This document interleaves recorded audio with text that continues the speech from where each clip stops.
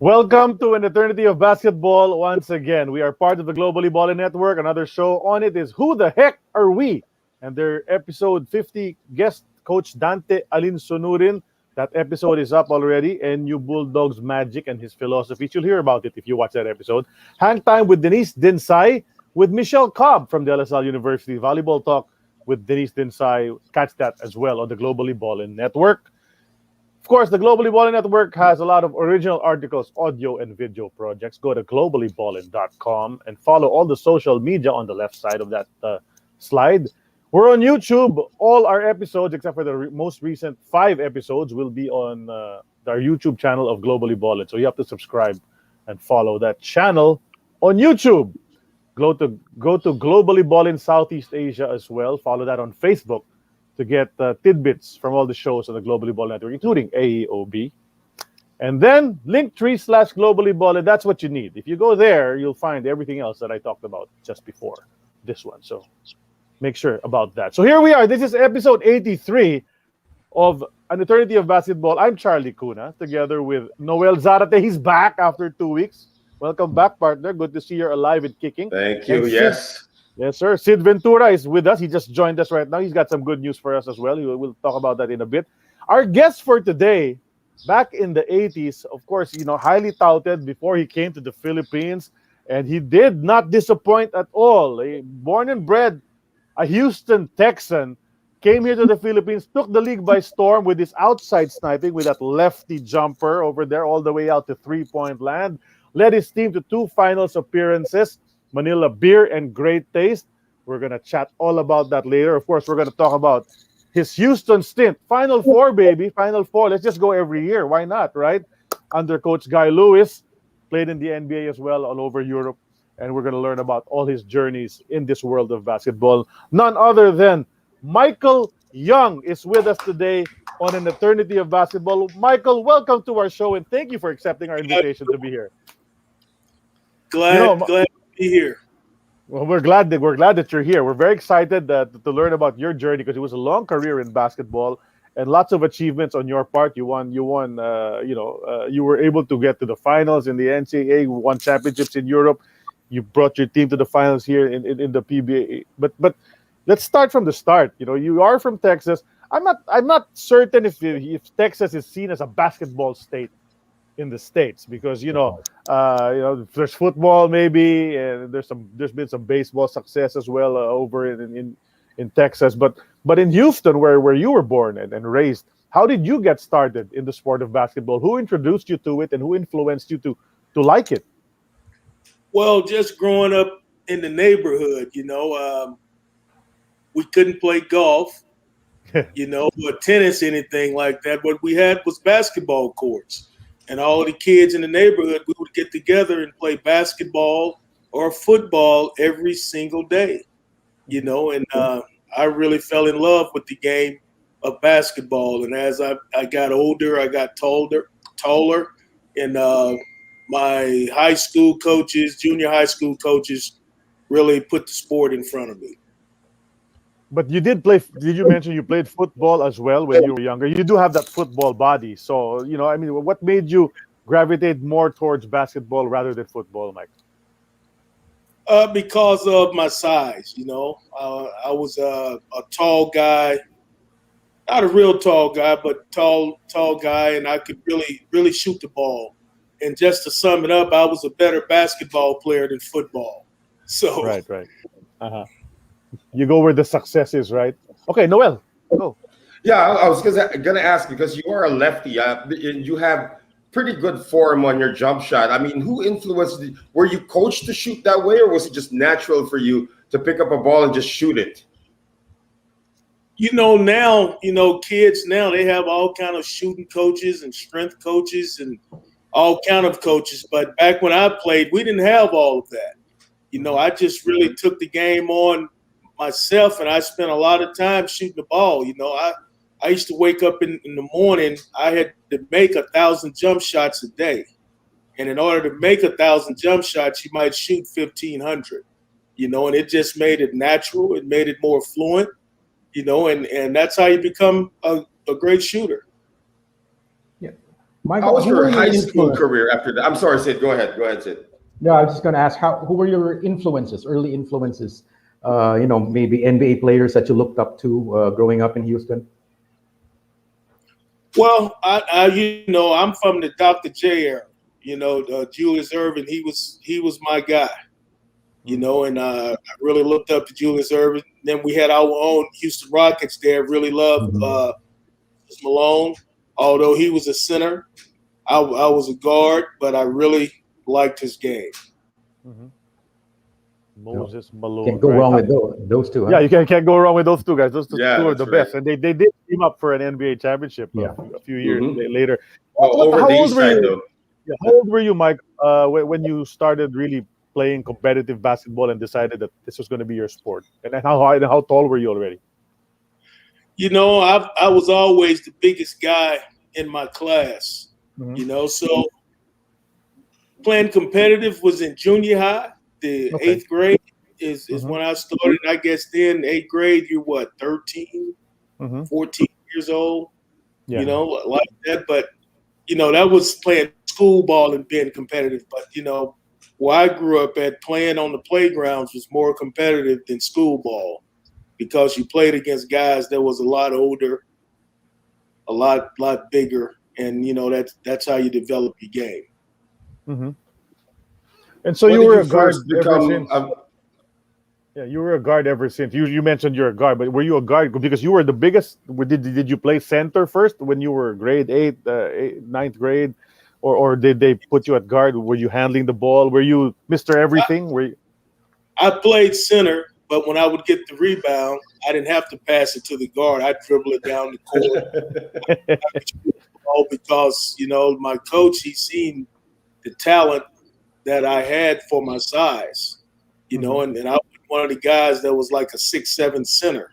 I was a 6'7" guard. So you were already being an import back then. Huh? You get the ball, bring it all the way, and bring it and lay it up on the other side. Okay, Noel, go ahead. No, I was just going to ask, and it's a good thing I heard that because I'm going to change my question now. It's a good thing you didn't follow in the footsteps of Magic Johnson because that's what he'd do. He'd actually rebound the ball and then he'd just go straight on down for a layup or probably even dish out the assist pass. So wasn't Magic Johnson part of your goal as a young basketball player? Well, whenever I seen Magic Johnson, I was in high school already. I think Magic Johnson maybe 3-4 years ahead of me. So I really liked him as a college player. I think he was one of the first guys introduced as a big guard, to handle the ball, bring it up the court and make those type of decisions, to compare me to Magic Johnson. Hey, Magic Johnson was pretty special. He had a lot of he played center in the NBA to win his first championship with the Lakers. Yeah, he was okay. He was a pretty good player, right? Magic Johnson. Don't start with the Lakers thing with us today. No problem with that. I mean, as long as the Celtics are out, that's okay. The Lakers are out. We're both eliminated, so we're both eliminated, so it's okay. Michael, Sid and Noel are Celtic fans. I'm a Laker fan. Yeah, so, we're all out. We all lost already, so that's it. Nothing to talk about there. Those are great. Those are two great teams with great histories. Back in the day, in the finals all the time, it would be the Celtics and the Lakers. But those times they kind of change, and the Lakers will be back. Those guys just was injured this year. I think they'll be better next year, and the Celtics will make some adjustments to be better next year. So, this time next year, I think it'll be a totally different picture.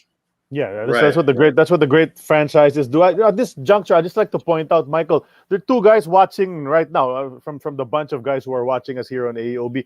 They're former teammates of yours. One of them is Bernie Fabiosa, and then the other guy is Aldo Perez. They played with you in Great Taste when you were Great Taste your second time around. Those are your teammates. So a couple of them are watching right now. I remember those guys. Yeah, and I'm sure some of them. There's going to be some more watching later on. But okay, so you went to high school in Houston as well at Yates, right? And then so how was the experience at Yates? Was your coach one of your influences? Did he leave a lasting impact on you? And how did your team do when you were there? Yes, I mean, every team I was pretty much involved in, we always went to the playoffs or the finals and almost won it. You know, when I was at Yates, my first year, I played football first, then I came to the gym and played basketball. And then the next year, my basketball coach said, "No, you're not playing football. You're just playing basketball only." So he pulled me from the football field, and that was Coach Tommy Malone. He really had a big influence on me, and he really showed me, you know, where my talents was and where I would be very successful at, more so in basketball than football. What position were you playing in football? Because you are a big guy. I think you're like the front liner or something like that on defense or offense. Hey, I played both ways. On the offensive side, I played center. Okay, there you go. Yeah. And on the defensive side, I played defensive end. You know, so I played both ways. Mm-hmm. You know, so I was a lineman, but I wasn't a real big, thick guy, but, you know, just kind of strong guy. Yeah, yeah. So you're another one of our guests who actually dabbled in other sports before deciding basketball is the main sport. So that's a natural thing for you athletes. You know, I guess you can't just stick to one sport, right? You play whatever you can. And also playing on the line, you're gonna get hurt every day, and you know that, right? You're playing on the line. People are gonna try to get you. Yeah, you learn how to deal with it, but you know, football really works into basketball. That's where the toughness comes from. Mm-hmm. I mean, you know, you're a football guy and you go on the basketball court, you're just a lot tougher. I mean, you used to get hit and you're throwing guys around and having collisions every day, and you know, you take that mentality to the hardwood, and it really makes a difference. You know, so whenever you hear guys that play basketball that play football, there's always a different physicality. Right. You know, LeBron James. But yeah, I do remember you bumping, you know, using your body to get around all the defenders, all those 3 or 4 defenders that they throw at you all the time. But Coach, so Coach Malone, you know, decided you're not playing football anymore. You're into basketball. Were there university scouts coming over to Yates to try to recruit you? Of course, University of Houston was probably number one in your mind because you were from there. But were there other guys from all over the U.S. coming there? Well, the thing about it, in Texas, you couldn't play summer ball like they have now, like AAU. Mm-hmm. It was against the UIL rules. You couldn't play. Okay. Our school coaches would just open the gym up for us for the summer, and he would give us a job to keep the gym clean. But, you know, we would make a little money, but all at the same time, we would be in there playing ball. Everybody would come in there and play. So the way that I got to University of Houston, Yates and University of Houston is 100 yards from each other. Okay. And Guy Lewis didn't let any special talent get out of Houston. And therefore, we had a certain group of guys that was all from Houston that played against each other in high school. And we said it, hey, everybody think Houston, Texas more so is a football state. It is supposed to be. Yeah. Let's show them what basketball is all about. So, you know, the Rob Williams, the Clyde Drexlers, the Michael Youngs, the Larry Mishaws, we all said we stay home right here in Houston and show them that Texas has basketball too. Well, you mentioned all those guys. Well, before that, Michael, right now, we have a visitor who's here right now. He just wants to say hello. Can you let him in, Aaron? There's a visitor who wants to come in. Wait, come on, Aaron. Oh, no camera. Oh, he has no camera, though. Oh, there's the camera. You remember him? His name's Andy Howe. Hey, man. How you doing, Andy? I'm fine. And you? I'm doing fine. You, man, long time. What's up, man? How you doing? Hey, I have some pictures of me and you at the house, and everybody want to know who's that guy. I said, hey, that's the guy that brought me to the Philippines. Dr. J, maybe you can share a few stories about Michael Young during your time with him. Oh, it was very pleasant. The only thing that was not pleasant was trying to get him in here. I almost said my visa expired there. And since he hadn't answered me at that time, I said, I'm flying. If you're coming, you're coming. If you ain't coming, okay, I got to look for something. Because I stayed a month in the States. But then on the first day that we came in, when Michael came in with the guys in practice, they were so happy. They said that we're going to go to the finals, which we did. Michael certainly was a great inspiration. We also had another guy, Harold. Harold had come in about 3 or 4 weeks earlier than Michael. And he was a pretty good player. He was also an NBA player and played for Dallas, who's playing right now. And but the only thing with Harold is he got injured during our practices before the season started. So that really cramped him up a little bit. But Michael and I, even after we disbanded, he went to Great Taste. I used to go and see him all the time, Michael's, and one of the reasons I named my second son Alfred Michael, is because of Michael. Okay. Oh. Oh, see? Yeah, did you hear that? That's interesting. Michael, did you know that or just hear that now? That's my first time hearing that. Actually, he was born in 87. When Michael first came here, I only had one son. He was only a year and a half. Andrew Thomas, Atom. And I remember in the apartment where Michael lived, it was a nice swimming pool. And, a 1.5-year-old Michael carried him into the pool, I really miss this guy because he even wrote me when he went to Spain, right? Partner, you played in Valladolid, I think, no? Yes. And then eventually going to France. And he wrote me.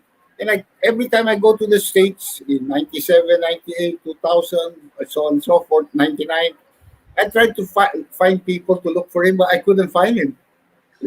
So I'm very grateful to you, Charlie and Noel, for giving me this opportunity. We found him for you, Dr. J. Thank you. So Michael Young, you did a Benny Anders on Andy Howe.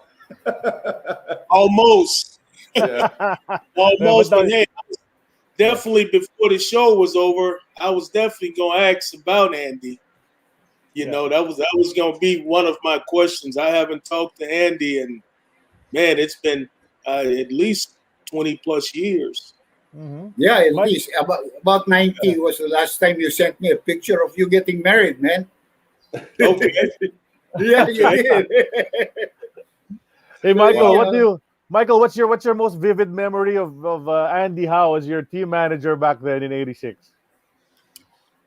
Well, we had so many. I just know Andy really took care of me in the Philippines. I had a very great experience with him. I've never forgotten about him. Like he's saying, I've shared a lot of my special memories in life with him. And so many, I mean, he kept me up and going, playing over there, trying to stay mentally focused, mentally tough, and also in the mornings when I would go to practice, man, he would have that famous egg sandwich for me, Oh, here. We don't know about egg sandwiches from Dr. J. What was that egg sandwich? No, I used to have a good cook, and I know Michael doesn't. He's a fit bud, no. He doesn't really eat a lot, just enough and good proteins and everything. So there was a diet to the kind of. That's the reason why he gets up in the air and slams it through. Yeah. I remember how big Michael was at the time, and he was telling us earlier because of his football background, he doesn't mind bumping into everybody. All these Pinoy bruisers who were trying to hurt him during his stint here in the PBA. That's crazy. Big guy like Michael Hackett. Yeah, Michael Hackett. Yeah. He was on the show. I told him you were going to be on today. He was on the show a few weeks ago, and we did talk about you as well. That was a great matchup in the finals. Doc, we're very happy to have you once again, and thanks for accepting our invitation to drop in and say hello to Michael Young. I'm going to make sure, hey, Sid, Dr. J's with us. Huh? Yeah. Okay, so I know. I've been listening. Okay. In the background. I'm gonna make sure you guys are in touch after this. Okay, Michael, I'm gonna give your number to Dr. J. Give him my email too. Yeah. I'll give all your contact details to each other. Yeah. So anyway, anything you want to say to each other right now before we let Dr. J go and then continue his Saturday with his family? Go ahead, Michael. Well, I think the only thing that I want to say is that we're going to have to eventually see each other again. I mean, it's a long time, and I don't know if I'm going to have to get my wife, and we're going to have to fly over to the Philippines and take a visit. Or why not? Whenever he comes to the state, once we exchange info, that we can get in touch with each other and stay in touch. Right. Yeah. Well, I would like to say, Michael, it was really nice for me to see you again. I really miss you a lot, you know. I still keep a lot of contacts with the guys that played for me, you know, or whom I've had special relationships, even though we were opponents on the court. And here's a guy that I'm really surprised he's talking a lot because he's a very quiet person. I know he's a very quiet person.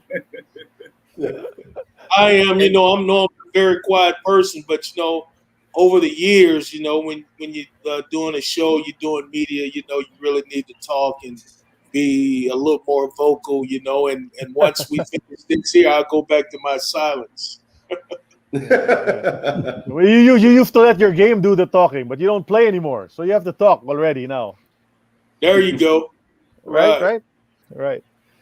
Well, Dr. thank J. you very much. Thank you, guys. Thank you, Great Noel. to see you, Thank you, Dr. Charlie. J. We miss you as well, Doc. We haven't done a game in a long time, so hopefully the PBA starts up soon. We gotta pray for that, so we can start calling games again.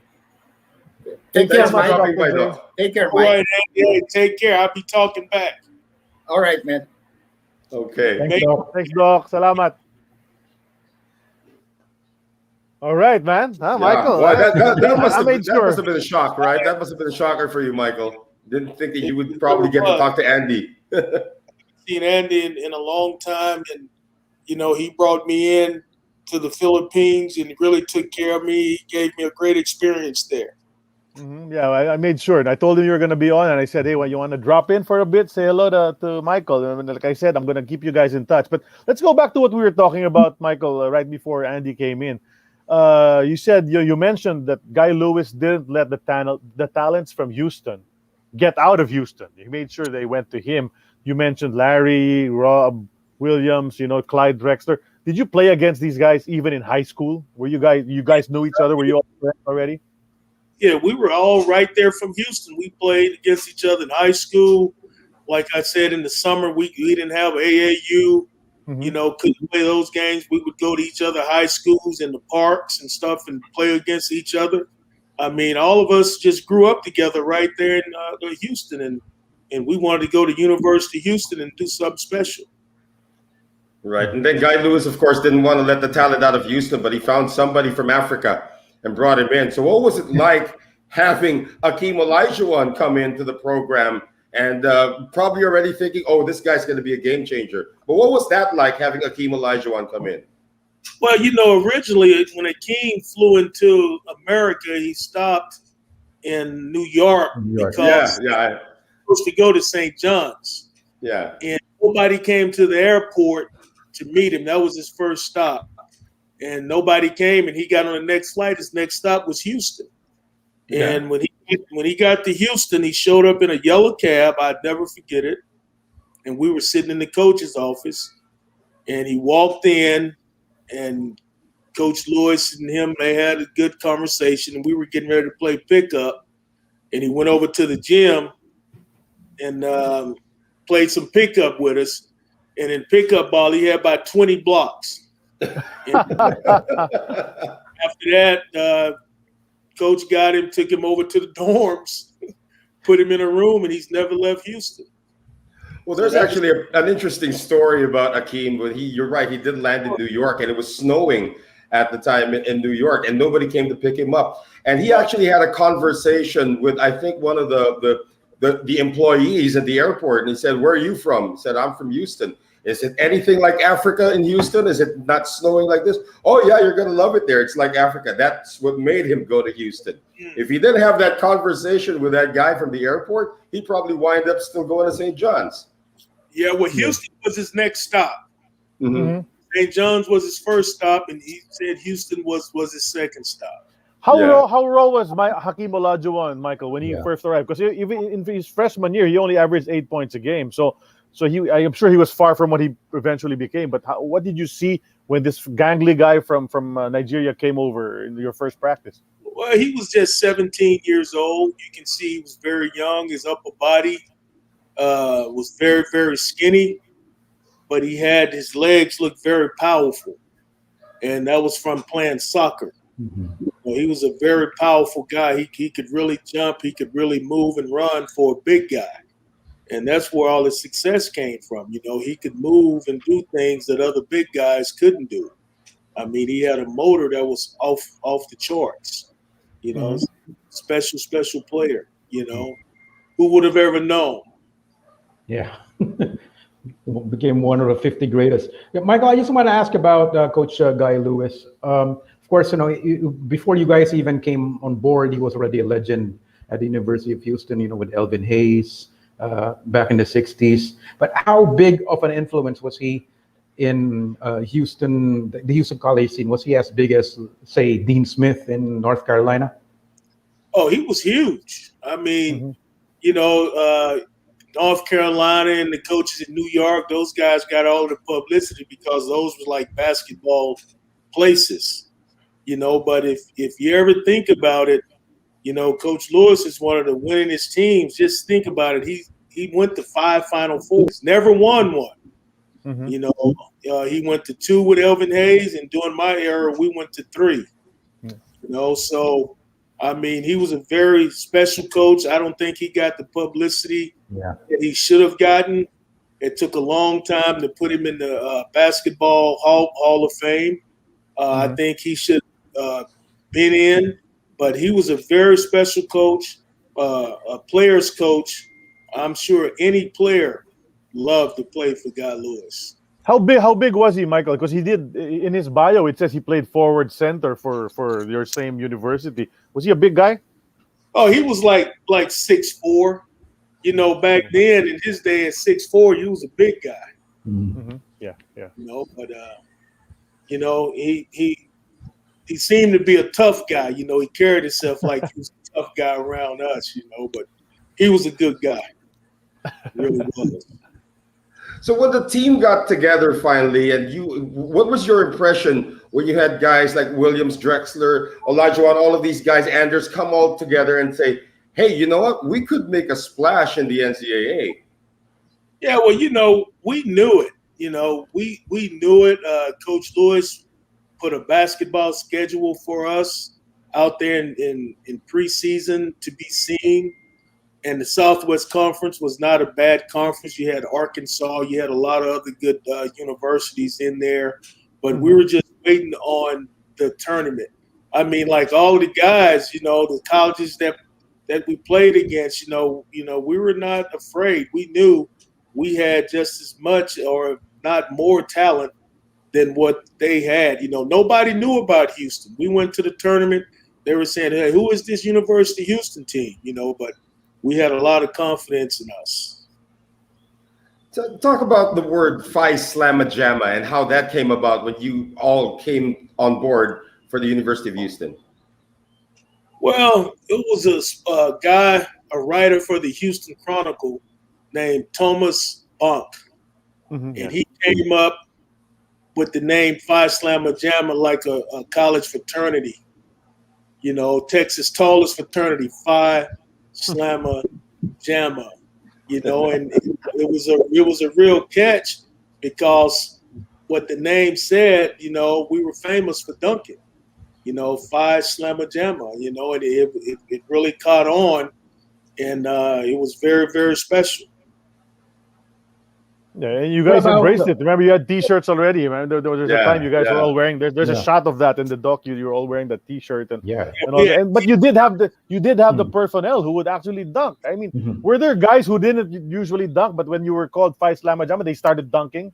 I mean, everybody on the team could dunk. You know, we had 2 brothers, the Bunce brothers. They were 7 feet.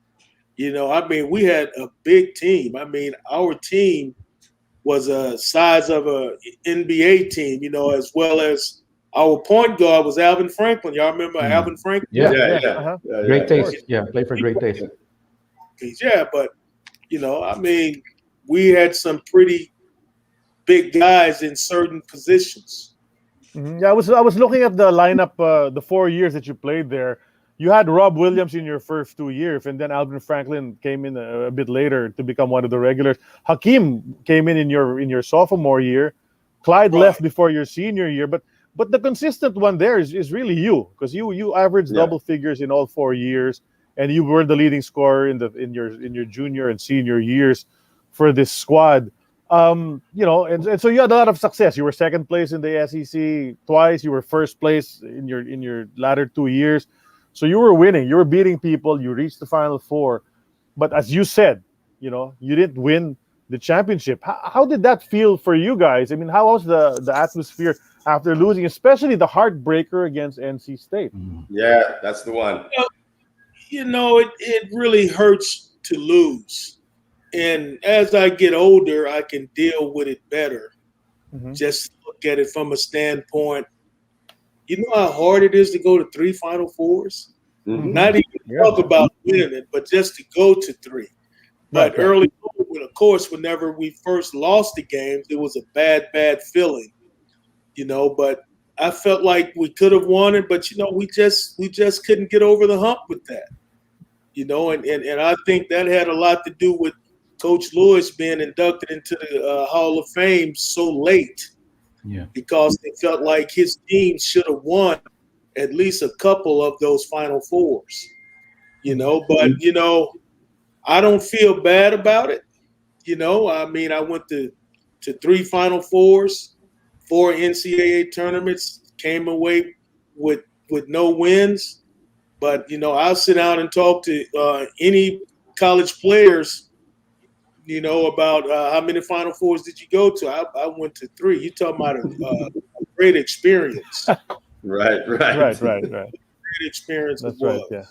Yeah. History is a bit unfair to you guys, I think, because people tend to remember who was left standing at the end of the entire tournament. But if you look at that, making it 3 straight, that might even be a greater accomplishment in many respects than actually winning it all one time. Yeah. Yeah, and, a lot of special memories there, a lot of hard work. I mean, we had the recipe. We knew how many games we had to win to make it through each round. And each year we were losing players and other players were stepping up. So it was quite a process. Yeah, and that whole Phi Sigma Jam also had an ESPN 30 for 30 special made about you guys, right? Yeah, actually, I just wanted to ask you, Michael. Yeah, I watched that. You weren't in the final cut. Were you interviewed or were you contacted for that series? They contacted me. We never could get a chance for them to actually interview me.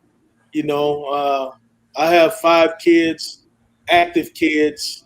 I have a son that played in the NBA. He's playing in China now.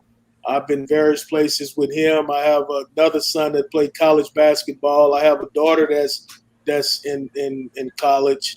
I'm a grandfather to twins. I have 2 more other grandkids. I'm just all over the place, man, and just never got a chance to really sit down and do an interview with the 30 for 30. Okay, that explains it. Okay, we were all wondering. How come, Michael Young wasn't part of that? Yeah, especially here in the Philippines. Yeah. I was too. After I seen it, I said, man, okay. Oh, especially because you led them in scoring too. Yeah. Yeah. There should have been more of you in that 30 for 30. Yeah. Look like Charlie's frozen. Yeah, Charlie looks like he's frozen though. We can still hear you, Charlie. It's like you're about to sneeze. That's what it looks like here. Okay, so as Charlie tries to recover from that one, so you okay now, Charlie? He's still frozen. All right, so let's continue the conversation. I think you're still recovering moving? right now. No? Now you're moving. Better. Now you're moving. A little. Yeah. Pixelated, Go ahead. But Yeah. No, he's frozen again. Charlie's frozen again. All right, I'm going to continue the conversation right now. So, with the University of Houston, your career winding down there, how many NBA scouts actually came can you to hear me you and already say, now? yeah, I'm going to ask a question to Michael and then give it back to you. So, Michael, after your University of Houston career, you were turning pro. How many scouts came over and gave you a tryout with the respective teams in the NBA? Well, it wasn't really about a tryout. I knew I was going to be a first-round pick. So, you would go in. I went in. I interviewed with the Philadelphia 76ers. I interviewed with the Clippers. I interviewed with the Phoenix Suns. And they said during their pick, if I'm available, they're going to draft me in the first round. So originally, the first pick for me to come up was the Philadelphia 76ers had the 9th pick. I think they drafted Barkley number 5. Mm-hmm. And then the next pick was number 9, and they passed on me. They drafted Leon Wood. Mm-hmm. Yeah. And then the Clippers had the 11th pick, and they passed on me. They drafted Lancaster Gordon. And then all of the picks went by. All of the teams already had the players they were going to pick. And the last pick of the first round, the Celtics, seeing that I was still there, and the Celtics drafted me the last pick of the first round. So it wasn't really about scouts coming to you, scouts can't really talk to you like that. They can interview you. They can talk to your coaches. And once the season is over with, they'll fly you in and interview you. Okay. Just like a regular job. Yeah. So there's no like workout process. We want to see how you work out with the team, if you're going to mesh. Nothing like that, right? Well, they had a workout in Chicago. Combine. Yeah. I was invited to the combine, and I really didn't have to go, but I went anyway. And I had a good combine. Mm-hmm. How do you feel about landing with the Celtics? They were the defending champions back then. They actually beat the Lakers, right? And 7 games that year. But how did you feel about that? I was very excited, to get drafted by the Celtics, to hear the Celtics call my name. I think they drafted me as the best player available. I didn't think they really needed a player of my talent then. They were really loaded.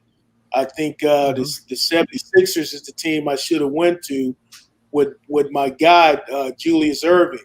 Yeah. But passed on me. And whenever Boston drafted me, I think it would have been better if I would have went into the second round, and got to a team that really needed my talents. I was thinking if you'd been drafted by the 76ers, you'd probably be the backup to Andrew Toney. I don't think that would have worked out for you, right? Yeah, I mean, I love those guys. Hey, I ended up playing with the 76ers anyway. Yes. Mm-hmm. That's the team.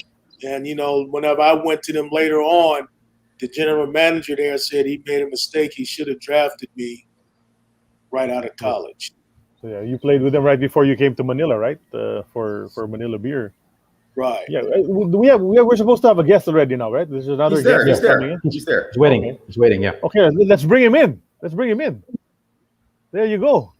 Harold, what's up, man? What's going on, John? How you doing? I'm not as good as you, but I'm hanging in here though. Come on. No, I'm just saying, man. I'm doing really well. I'm blessed. I can't ask for too much more out of life. I know it. I see you over here in some good company, huh, Michael? Great company, man. Great company. I'm looking at these guys, man. I seen Andy. I mean, it's business. Yeah, Andy dropped in earlier, Harold. Yeah, all right. Andy's a good guy. You guys got Michael Young on your show. You can't get too many people more big time than Michael Young. 5 slam. Right. Yeah, you're right. You guys show us big time. Oh yeah. Yeah. I know it. Hey, but Harold, tell us a few stories. Tell us a few stories about you and Michael and your time here in the Philippines. Okay, I'm gonna tell you 2 stories. The first one I'm gonna tell you is me and Michael in the Philippines. We both scored 50 points in the game. I know you talked about that, and we still ended up losing. And Michael and I looked at each other. Michael said, "What else are we supposed to do?" I said, "Mike, we supposed to win." So yeah, you're supposed to score 52. Not just 50. You need to score 52. And then you win. It's still not enough, right, Charlie?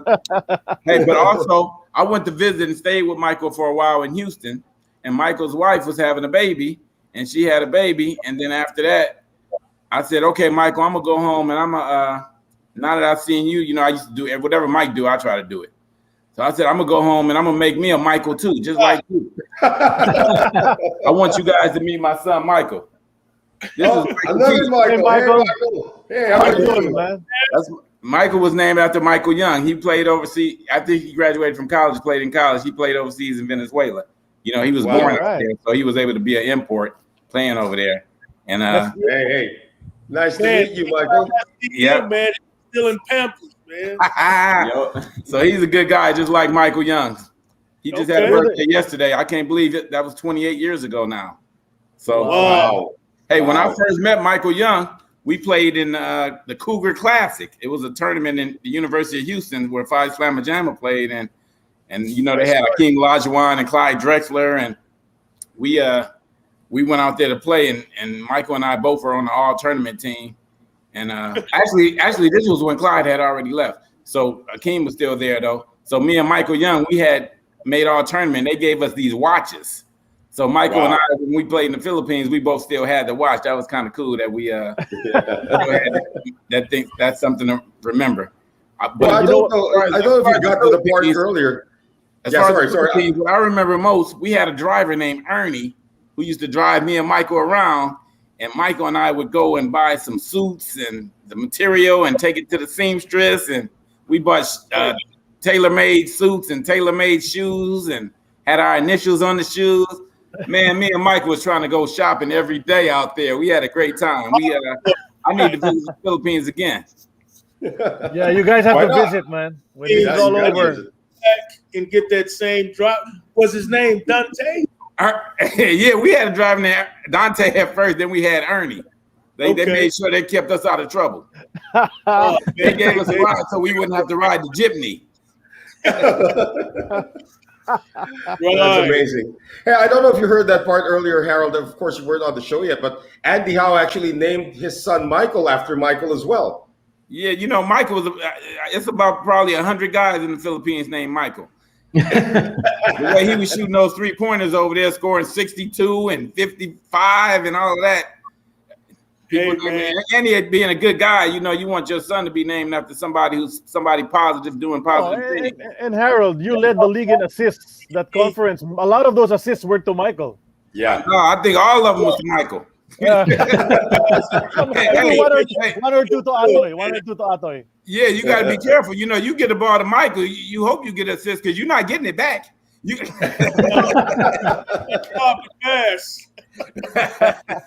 Hey, he was getting paid to shoot, Harold. Michael was getting paid to shoot, right? Yeah, he wasn't getting paid enough. They should have paid Michael double the money, as many points as he scored over there. He was doing a good job. Hey, Michael, how about a story that you have for Harold? Sorry, Harold. Michael, how about a story of you and Harold that you can share with us? All the stories that Harold just said, he stole them from me. But the thing that I remember the most is that we used to work out in the gym every day. We used to play one-on-one full court. That's right. Wow. We go in there and work out because we wanted to win. I mean, I love this guy here. This guy really, by us working out, playing full court every day, that helped both of us. And even after the Philippines, we went on to play. That really carried us on through our whole career. I've never played with another guy, another teammate that was better than Harold Killen. Wow.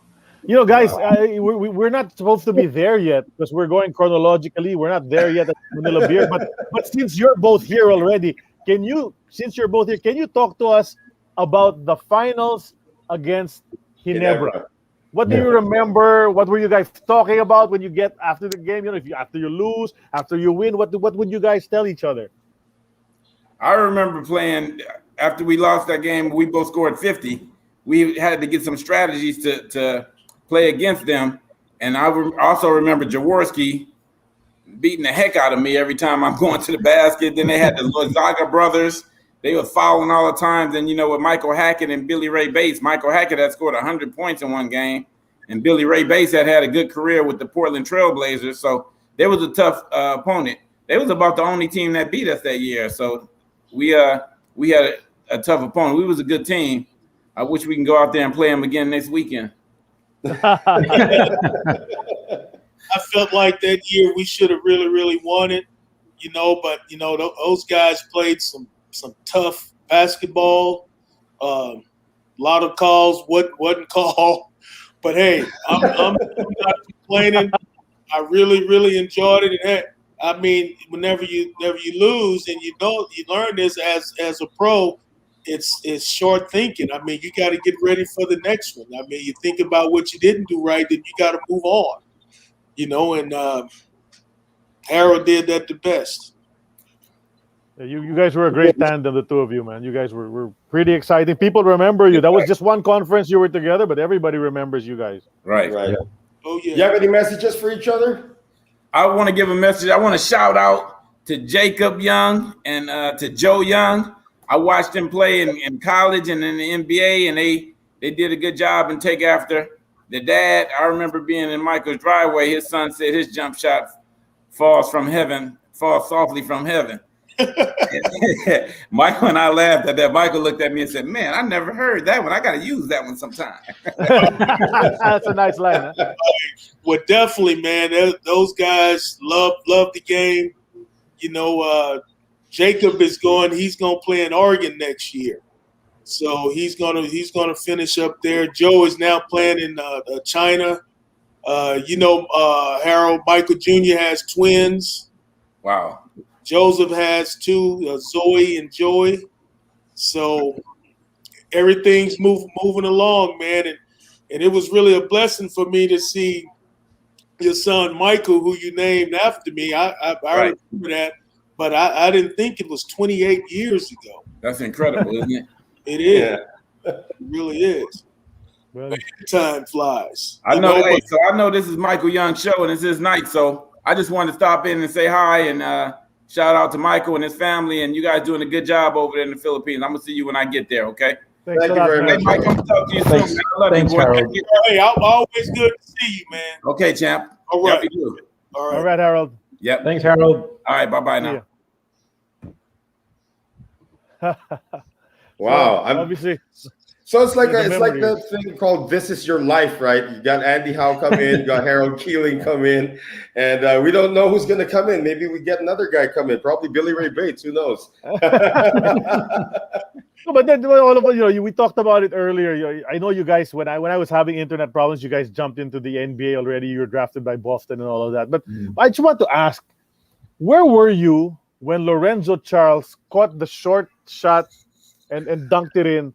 Were you on the court at that time? What exactly what did you see, and what was your reaction to all of that? Did you realize what happened immediately, or did you have to check the clock and ask people, did he make it? Of course I did. If you watch the video, when he dunked the ball, I'm the guy under the basket calling time. Yeah. And we still had 2 or 3 seconds left on the clock, but it was such an exciting moment. They just let the time run off. But I was standing right there because at half court, Benny Anders almost stole the ball, and it made the defense shift to get ready to run up the court, and that pulled Akeem out of position to block Lorenzo Charles out because he was getting ready to run down the court. And when he shot the ball, Lorenzo Charles was in the right place at the right time and caught it and dunked it. And I was right there calling timeout. Yeah. I'm so sorry to bring have to bring back those memories. I mean, I'm sure you're not too happy thinking about that, but I think about that game, and although we lost it, it's one of the greatest moments in college basketball, good or bad. Right, because you got Jimmy V running all over the place right after that. He was looking for someone to hug. And that was the most iconic Jimmy V shot ever. We have Jimmy V special every year without shooting that play. Yeah. That's right. That's Yeah, right. he was running around the court looking for someone to celebrate with. That was quite a sight. Yeah, but Yeah, you know yeah. that game, it's been analyzed. It was a low-scoring game. You know, North Carolina State sort of dictated the tempo. But what was Guy Lewis telling you guys at halftime when things weren't going your way? Well, the game was pretty tight. Coach Bavano, he was a very smart coach. He knew that they couldn't run with us, so they were stalling us. Slowing the ball down, slowing us down. But in the second half, we started to pull away, and I think we went up by 10. I think, I'm not for sure, but we were getting ready to get into the game and start playing our style of play. And Coach Lewis put us in a four-corner offense and slowed us down again. And they started fouling us, and we couldn't make free throws. Right. Yeah. And they were making shots. And when you playing against a team like us, we have everything to lose, which would make a player kind of tight. And NC State had nothing to lose. If they win or lose, it was all game. So that was the biggest turn of the game there, to say that they slowed us down. We weren't able to do what we do, and that's get to running up and down the court, dunking the basketball. Yeah. Then of course you returned to the Final Four the year out, to the final the year after that against Georgetown. Didn't get that victory as well. It was tough, I guess, against a strong front line, especially of Georgetown, Patrick Ewing, and Patrick Ewing and Hakeem, it was pretty well matched, but I had two of my young guys, Ricky Winslow and Greg Anderson. They Cadillac. did a great job that year, but Georgetown just had some more veterans. Yeah, that's right. And so and then eventually you went on to the NBA. You got drafted by Boston, but you ended up playing for Phoenix instead. Did any of you guys ask that already earlier? How did you end up with Phoenix? No. Well, I went to the CBA, and Phoenix brought me in. Okay. Just like the 76ers did. I went to the CBA, and the 76ers picked me and brought me in. So you did get to play with your idol. Yes, I did. How was that for you? How was that for you? Can you tell us about your Julius Irving experience? It was great, man. He called me his rookie. We almost ate lunch after practice every day. When we would leave Philly to go play the Washington Bullets, then, that's only like an hour drive. Normally the team would catch the bus. I would be on the bus, but he would always drive. He would come get me off the bus for me to ride with him. Wow. So, I had a great relationship with him. After practice, we used to play one-on-one every day. Every day. Hey, he's still a great guy. Really is. Wow. So how'd you do in those one-on-one battles? I won some. Yeah. I won some. I didn't win many. He used to want to have a dunk contest. I never could win that. Oh yeah, how can you beat Dr. J at a dunk contest, right? And you are Phi Slamma Jamma, but he's Dr. J, man. So just ask him to do a 3-point shootout with you. You have the edge. Yeah, if it's a 3-point shootout, you'd win. Of course, you were the MVP in the CBA as well when you played for Detroit. So you did your stuff over there in the CBA, and that's why you got your call-ups and all that. So, and then you came to Manila. But yeah, we'll continue talking about the career of Michael Young. We'll just take a short break to remind everybody, Aaron, that we are part of the Globally Ballin Network, an eternity of basketball, with lots of shows on the Globally Ballin Network, including Who the Heck Are We with Coach Dante Alinsunurin in their latest episode. So please catch that episode on the Globally Ballin Network. Denise Densai talked to Michelle Cobb on Hang Time, so that should be interesting. And so catch that show as well. Check out globallyballin.com for all these articles and projects, and check out the social media of GB as well. We're on YouTube. All our episodes are on YouTube. So please subscribe to our YouTube, the YouTube channel of Globally Ballin. Only the 5 most recent will be on our Facebook page, Globally Ballin Southeast Asia and other avenue to check out tidbits and clips from the different shows on the Globally Ballin Network. Linktree/Globally Ballin is the link you need for all of that. Okay, so episode 83 continues with Michael Young, and Andy Howe was here earlier to tell us that he had a month's stay in the U.S. to recruit Michael Young to come and play for Manila Beer. Okay, so eventually he was able to convince you, Michael. What made you say yes? Well, I was just trying to get my mind prepared for the ride that he told me I was getting ready to take. You know, I think I had to fly from Houston to San Francisco, from San Francisco to Hawaii, then from Hawaii to the Philippines. Looked like I was flying for about 3 days. But, once I did it a couple times, it really wasn't bad, and I'm really happy that I really went over to the Philippines to play. It was a great experience. San Francisco, Honolulu, Manila. Yeah, San Francisco, probably. Honolulu, Philippine Manila. Airlines, That's the probably. PAL. No, that's the PAL, right? Yeah, that is the Philippine Airlines route. Yeah. So was this your first overseas trip out after college? Is your first time out of the country? Yes. Wow. Okay. Yes. So, it was a little different mindset. Getting ready to leave the country to go play, and I never looked back. I came back for 1 year and played for the Clippers. Yeah, That's right. And after that, I left and went back overseas again. Yep. Michael, can we just rewind when the first time you met Andy Howe and he had this proposal for you, come play in the Philippines? What was your first reaction? I mean, had you heard already about the professional league here? Yes, I Have you even heard heard about the Philippines? Yes, Rob Williams was trying to get me to come play with him. There you go. Yeah. Okay. Right. And Andy was telling me to play with Manila Beer, and I ended up going with Andy. I want to say either I met Andy in San Francisco, I think, and we flew in together, something like that. It's been a long time. I can't really remember. Yeah. But what was your first reaction when you finally got to that Manila International Airport and you're in this country where all of these taxi cabs are just all over the place? What was your first impression about the Philippines when you first landed? Hey, I just wanted to get to the hotel and go to sleep, man.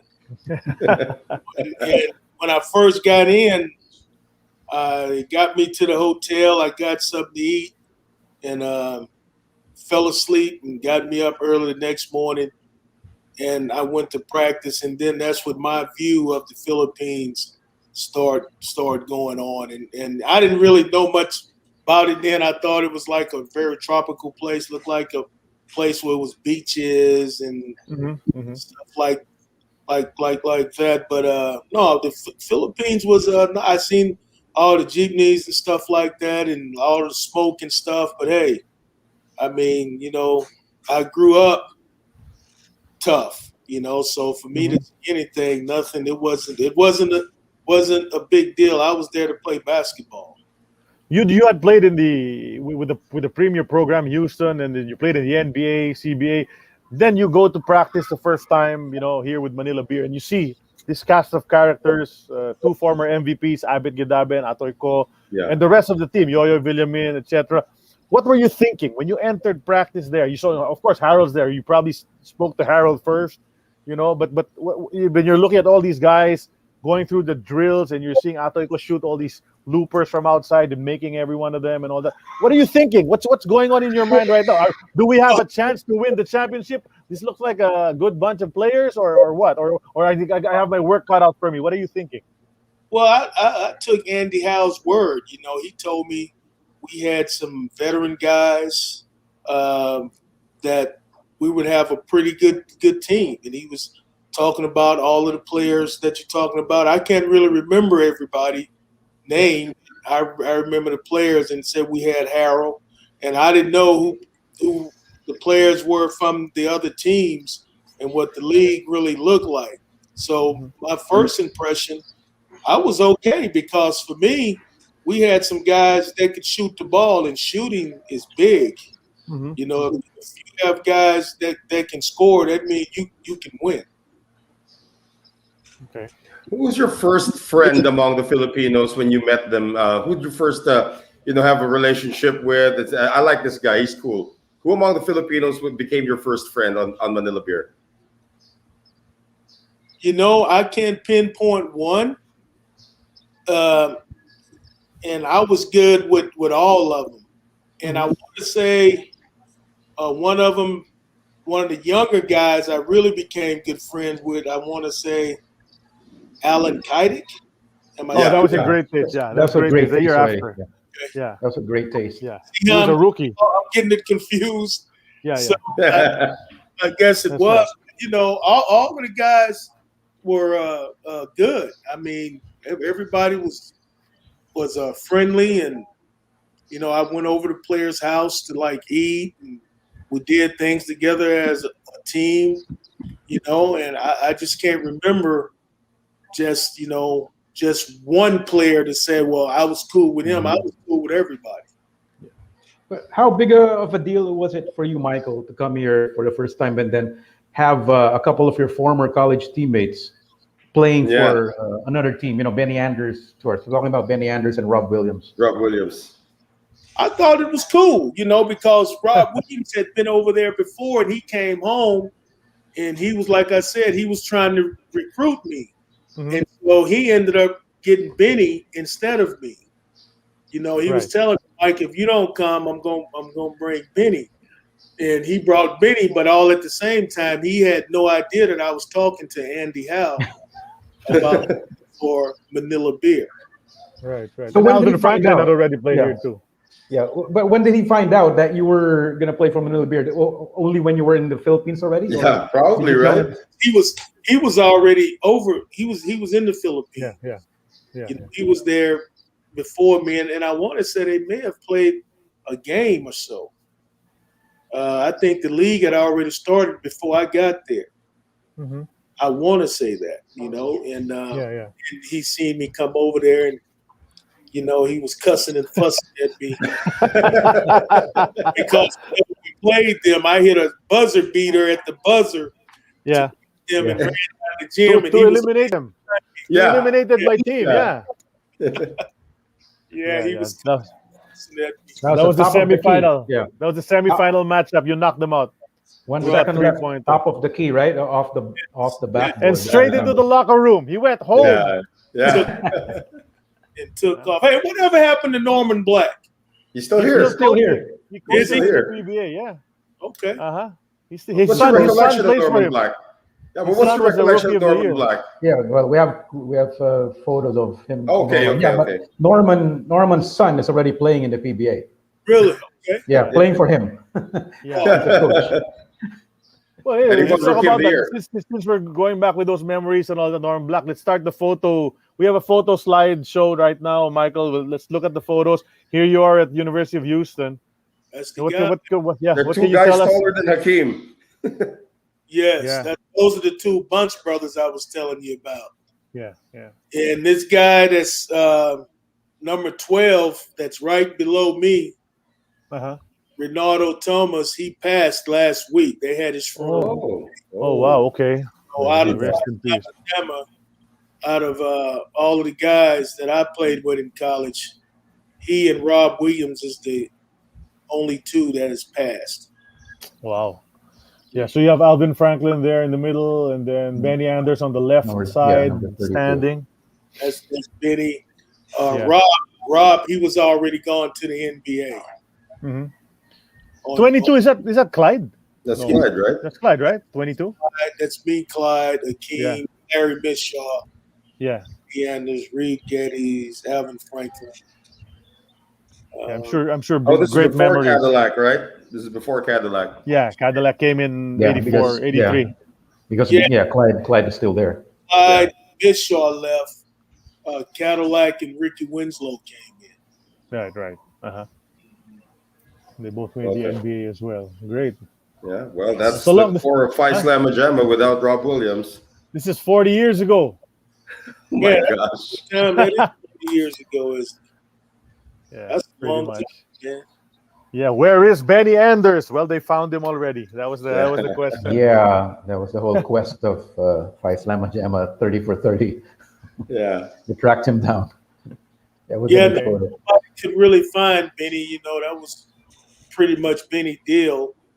And he just like disappeared off the map, but they found him in Detroit. Uh-huh. And that's where his dad lived also. And I think he's back there right now. You know, Benny was a great guy, but that's the type of guy he's always been. You know, you can sort of lose him. Yeah. Yeah. Well, it's hard to lose people now. It's easy to find to get contact. But you know, if he had come to the Philippines in '86 with this body that he has in this photo, when he was slim and trim, I'm pretty sure he would have done much better. Maybe, like I said, Rob recruited him there, and I don't think he was in shape before he got there. Yeah. No, he It wasn't. showed. It showed during the games. I actually have a Pretty- question about the Benny Anders rift. Yeah, I have a question about the Benny Anders. Was it sensationalized, this celebrated rift with the team when he was no longer getting the star treatment? You know, when Ricky and Cadillac came in, whenever Clyde left, Benny felt like he should have been the next guy to move into Clyde's spot, but Ricky Winslow did. Mhm. And, you know, it was a little something going on there, and, you know, everything just pretty much changed for him a little bit. And I sort of agreed with him. You know, he should have been the next guy to step in, but Coach Lewis seen it differently, you know. Yeah. Mhm. But, you know, the thing was what Coach Lewis was trying to get him to see, at that time, the 6 man on teams was like huge. Mhm. They were just as important as the starting 5. And he was trying to get him to buy into that role and actually play that role. And he didn't want to play that role because that's what we called him, instant offense. When he came in the game, he was instant offense. Mhm. Yeah. But I think if he would have played that role, I think he would have been a first-round pick because he had Right. unbelievable talent. Yeah. Yeah. Too bad. He Yeah. played 2 games here, I think, before he got replaced. And his last game, he scored something like 40 plus because I think Rob Williams sat out that second game with an injury, so he had to carry the load. Unfortunately, his team lost again, so they Tanduay chose to replace it. But he showed flashes Yeah. of his talent during those 2 games. He had a couple of dunks, nice dunks. I remember Oh, yeah. when he played there. Yeah, Michael, I just noticed your jersey number 42. Is there a special reason why it was 42? Did you choose that? You know, I've just always liked number 42. You know, when I played football, my number was 55. Okay. In basketball, if I could get it, it was always number 42. You know, when you go to Europe, you don't have those numbers. Yeah. Number It's was like 4 to 15. Yeah. 42. I also think of James Worthy when you say 42. Yeah. I was thinking James Worthy, but you don't play anything like James Worthy. No, Yeah. two different players. Yeah. But I've always liked number 42. My youngest boy that's playing in college right now, he's a point guard, and his number is 42. So Wow. Okay. Great. Okay. Next photo, please. Oh, that's the one, right? No, this is different. Oh, this is a different one, but this is a college. This is a college game. Yeah. You see Alvin Franklin, Benny Anders, and Yeah. Michael Young in one photo. So 3 former PBA imports in Yeah. one photo. that's against Louisville. That's when we played Louisville and Albuquerque. That's when we had that dunk fest. Mhm. Yeah. Yeah. Right. And then just look how high Hakeem got up to block that shot. What did he change his name? What did he add that H? That part of history always escaped me because he was In the NBA. Hakeem. In the NBA already. Yeah. It was in the Yeah, NBA. but He was he put the H in, right?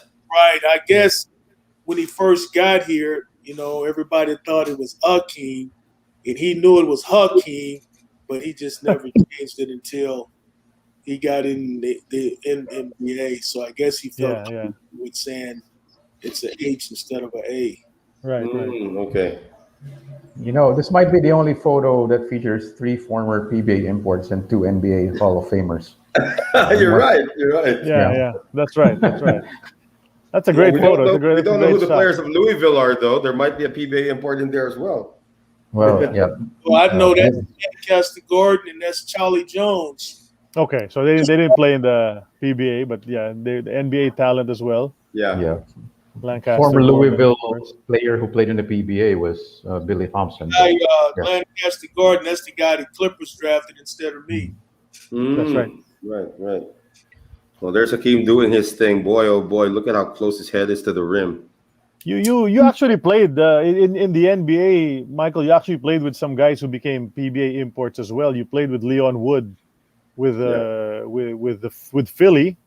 Mm-hmm. Leon Wood played for Pure Foods in the PBA. You played with Michael Holton, right, in Phoenix? Mm. Yeah, I played with Michael Holton. When I went to Philly, Leon Wood was gone. Oh, okay. He was gone already. Okay. But Michael Holton played for Phoenix. He played for Great Taste the year before you played for Great Taste. Yes. Brought them to the finals, but they lost to Tanduay there. And then you also played with Jay Edwards for the Clippers. Right. Yeah, he played here for San Miguel.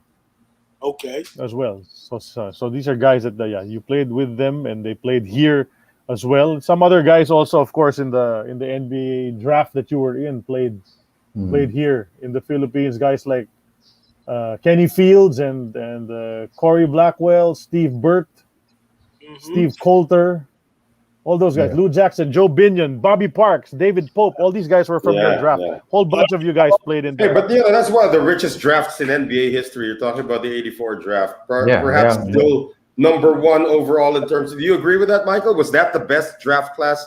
Yeah, that was in NBA history. '84. I mean, they're still talking about it. They still talk about the '84 draft. I mean, for me to move from being the number 9 pick to the 24th pick, they was changing their minds about players throughout the whole draft. Yeah. And they had some type of special on that talking about the '84 draft, and they called me and Hakeem. They call us bookends because round he was the first pick in the first round, and I was the last pick. Imagine if Hakeem had actually, if someone picked him up at the airport in New York, he would have played for St. John's. He would have been with Chris Mullen. He would have been with Chris Mullen. The two of them would have been there. Right. Yeah, but it didn't work out that way. But okay. Let's check out the next photo in the gallery. Here you are. There you go. Okay. 2 young men. I mean, it really hasn't changed much, has it? Looks like look at Coach, man. I haven't seen Coach Tito Duque. What did you think about him, Michael, when you first met him? I mean, he was in white all the time. He's wearing white, and he was a bit older, I guess, than some of the other coaches you've had. Yeah. So what's your impression? He was great to play for. He didn't have much to say. I mean, he would say what he had to tell you. We would go eat some sushi or something. I mean, I think he had a sushi restaurant or something. Yes, he did. He did. Yeah, Saisaki. Right. Yeah. But hey, I really liked him as a coach. He was okay with me, and he always had white on. He was always clean, man. Had some nice white on. Yeah. They called him the man in white. Why he would wear white all the time? I never asked. But the photo on the right, that's you and Harold getting your Allendale uniforms. That was the brand here for uniforms at the time. So you were the models. Okay. And behind you is a poster of Francois Weiss. Yeah. That's right. Okay. What was it like going up against Francois Weiss? I mean, he was like a wide body against you there. Honestly, I can't even remember it. Oh, yeah? Okay. Who did he play for? 87, Hills Brothers. Hills Brothers. Alaska, Hills Brothers, yeah. Yeah, in 87. That's when you came back. You came back for Great Taste. Yeah, there's your second time here. You played against him. Okay. Mhm. Yeah. Okay. He's a But Bay you do Area guy. remember, yeah, you do remember Norman Black. Yeah. You were asking about him. What was it like going against him? Yeah. Norman, he was a tough competitor, man. Physically fit, played hard nosed. Me and him was friends. Hey, we played against each other hard. It wasn't any beef about anything with Norman. The same way with Michael Hackett. We used to do things off the court too together. We'll have dinner or something. So no, Norman Black was for me a great guy, a great talent. And speaking of Norman Black, one of our followers commented earlier that you went with Norman Black to his school called the Paco Catholic School because they taped a segment of Norman Black's basketball tips, Yeah. Burlington basketball tips, and you were the guest on that when they taped it. So Norman brought you along, and then you went through some drills or whatever. That's what one of our followers remembers back then. I don't know if you remember that. Oh yeah, I can remember that. That's what I'm saying. Me and Norman Black, we was pretty cool with each other. Mm-hmm. Yeah. Okay. Yeah, and he's still around. And he still looks the same. Yeah. Still looks the same. Pretty much the same. Okay. What's next on the list? On the photo slide, rather. Oh, there's BRB. Billy Ray. There you go. Yes, sir. Let's talk about him. Tough guy, man. Tough guy. He brought the best out in me. When I played against him, he would be talking to me the whole game. He made me not want to miss. Yeah. He liked to talk a lot. And he was supposed to be the smaller import. And he started the bigger import. Yeah, but when he was talking to you, did you smell his breath when he was talking to you? Well, I'm just kidding. I didn't pay that any attention, but I heard stories. Yeah, we've all heard those stories about Billy Ray Bates, but he was quite a talent, and I remember it was always a shootout between the two of you. Yeah. Harold and Michael Hackett would take a back seat because it was Bates against Michael Young whenever you two would face each other. Yeah, it would be an all-out war. All out. He was a good guy too, clean player, played hard, played the game the right way, Have y'all heard anything from Billy Ray? Where is he at now? No, we're trying to find him. The last time I was with Billy Ray Bates was, I think it was 2010 here in the Philippines. Yeah, he came here to coach. Yeah, he was one of the coaches of the Philippine Patriots, which competed in a regional Asian regional league, and he was here. I actually have a picture with him. But after 2011, like he just faded out of the consciousness of basketball again. Well, I know he was still real good in the Portland area. He might be down in Portland somewhere, down in Oregon. Yeah, well, any leads, of course, that would be great for us. You get any leads, Michael, just let us know. We'd love to talk to Billy on the show. Yeah.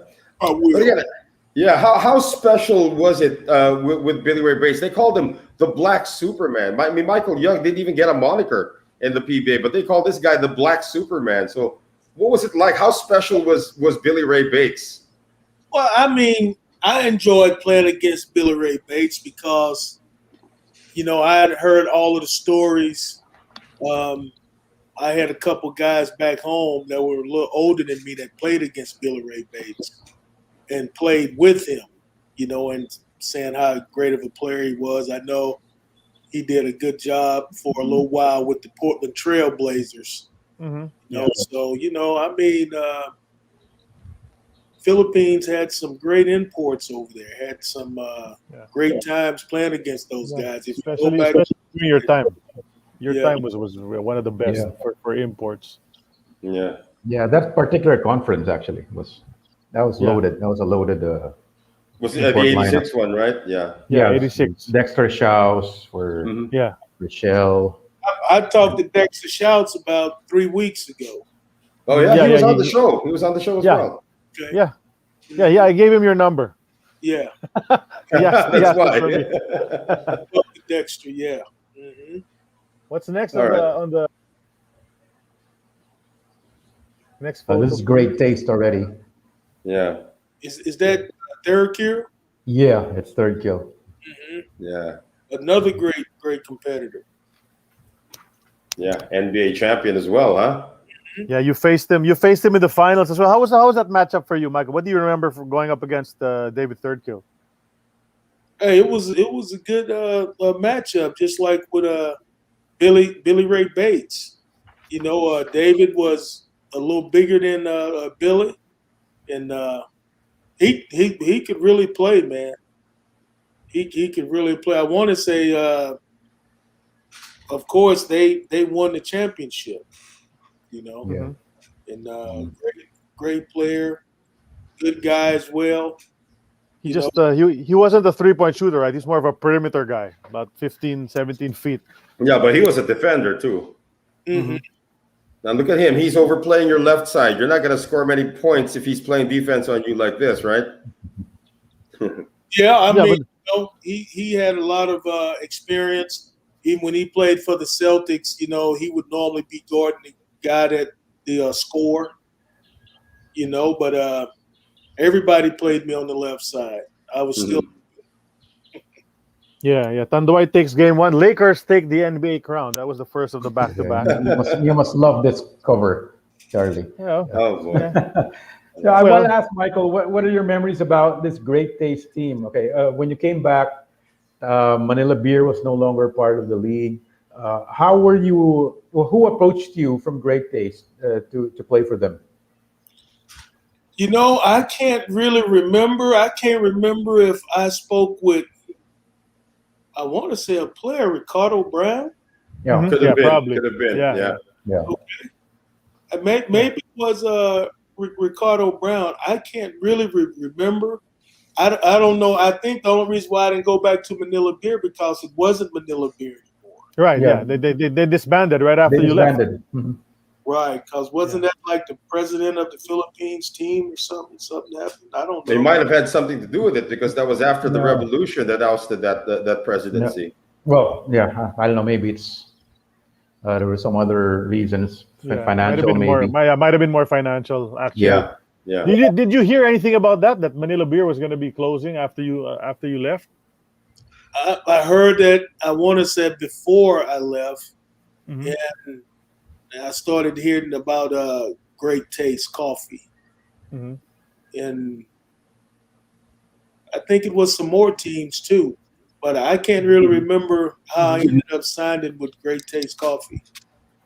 And that was a great team you had with Great Taste. Well, first of all, your coach was a legendary coach, Baby Dalupan. With Great Taste. I don't know if you remember Baby Dalupan. He's probably about the same age, a little younger than Tito Eduque. Tito Eduque, yeah. Who you had in Manila Beer. So he was a bit of an older chap as well at the time. But you had a great team. You had a rookie named Alan Kaidik, who you mentioned earlier, who was shooting the lights out. You had Ricardo Brown, who was an MVP. Played at Pepperdine, and a bunch of other guys. Arnie Tuadles was there. You know, that was a strong lineup, which is why you made it to the finals. Bernie Fabiosa, you had Noni Robles, Philip Cesar, Atoy Ko. You were reunited with Atoy Ko on that team, right? So you played with Atoy. Yeah, so good. That was a good team. That's actually Sid's favorite team, so he can actually. Abby King, Abby King was there too.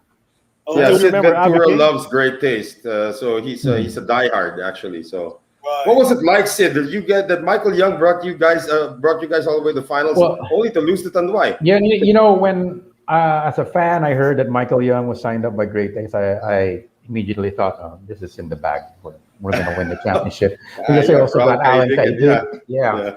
So the offense. I thought no one could outscore this team, but then Tanduay got David Thirdkill, who's also a great player, and Mon Fernandez proved that he's still a very good player. But maybe I wanted to ask Michael about that. What were the expectations when you joined that team? The press really hyped you guys up as the team to beat in that conference. So but what was it like in the team? Well, from the previous year, I really knew the players. I knew who Ricardo Brown was. I knew who some of the other Filipino players were. And, I felt like we really had a chance to do something special, but, in that championship series, it looked like we just couldn't get it together just to really go on to move forward. Looked like we tried to get on the same page and stay on the same page, but in the championship series, looked like we wasn't on the same page all the time, But hey, I had a great time playing with all of the players there. It was really good. That Great Taste Coffee team was a special team. And then after that, Michael, you never came back to play in the Philippines. You went to Europe and played the rest of your career over there. Well, you did play for the Clippers as well. Then after that, you went to Europe and Israel to finish out your career. But did any other team from the PBA offer you or try to recruit you in the years after 1987? I'm sure they did. I don't really remember who it was because, like, my contact really with the Philippines was Andy. Mm-hmm. And, it could have been, and I can't really remember, and Andy Howe could have had something with me going to Great Taste Coffee. I don't know. Mm-hmm. I'm not exactly sure, but whenever I left from Great Taste Coffee, because that was during that segment, it was only one import for every team. Vanilla beer, it was two. That's right. Right. Yeah, when I left Great Taste Coffee, that's when I went to Spain and played for Vital the League. Mm-hmm. That's right. And you were an All-Star Game MVP over there. Mm-hmm. So you did your stuff over there in Italy as well. Then the Clippers came a calling. How did that come about?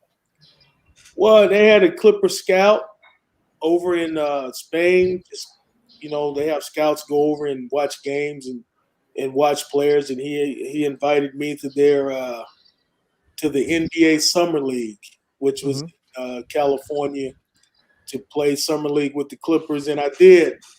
And I had a great summer league, and they invited me to camp and signed me. And how was that experience? I mean, you there's some good players on that team as well. Of course, they always say the Clippers were underachievers back then, especially back in that time. But you had some great guys over there. You had Ron Harper. You had Ron Harper came in right in the middle of the season, and then you had Danny Manning. Ken Norman. Norman, right? Yeah, Ken Norman. I mean, it was a good team. I could have. Only reason why I left and I went back overseas because with the Clippers, the opportunity to play as much wasn't there. Okay. And I took that opportunity on. I took a pay cut too.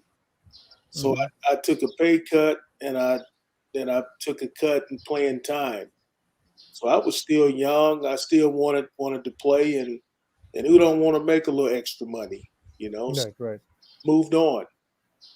So you from the Clippers, you went back to Europe. Did you learn any of the languages? Spanish, Italian? In Spain and in France and in Italy, it didn't get any further than knowing how to order a bottle of water, a plate of food. I never could hold a conversation with anybody, Yeah. But, I could sit down and listen, and I can kind of tell what somebody was talking about. I could understand the language better than I could speak it. When you were there in Italy, was Bob McAdoo still there? Yeah, was he still playing over there? I played against Bob McAdoo. Yeah, because I know he stayed there for several years after Philadelphia let him go. He continued playing in Italy.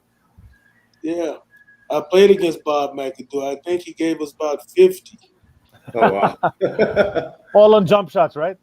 Right, all on jump shots, but I think I gave him 60. So. All right.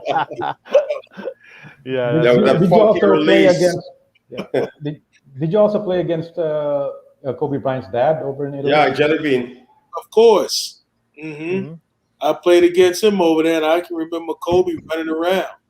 Oh yeah. Okay. Yeah, he was a little boy, and just you see that, but you never knew he was going to be Kobe Bryant. And another guy who became a legend in Italy was Mike D'Antoni. Was he still playing when you were there? You know, he was kind of coaching then. Okay. When I was coaching Reggio Calabria, he was on, I want to say, Barcelona's bench. Mm-hmm. And I think he was one of the assistant coaches. So I kind of caught him at the end. He was like a player coach. Mm-hmm.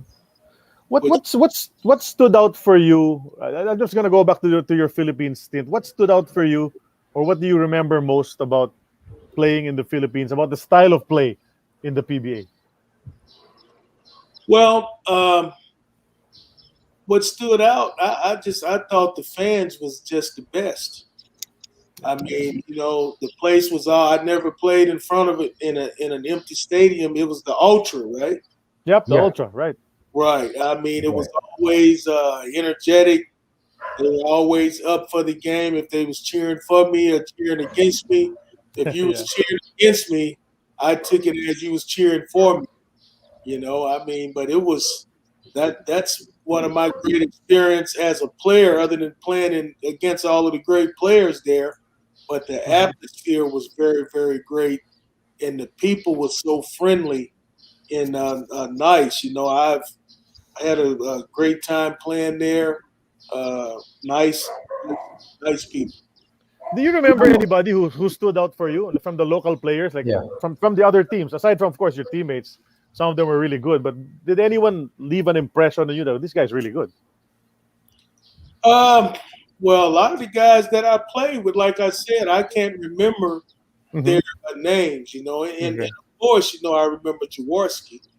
But, you know, it was a lot of great players that I played against that I know that really stood out for me. I just can't remember their names. Do you have any Jaworski stories? Because you mentioned them anyway.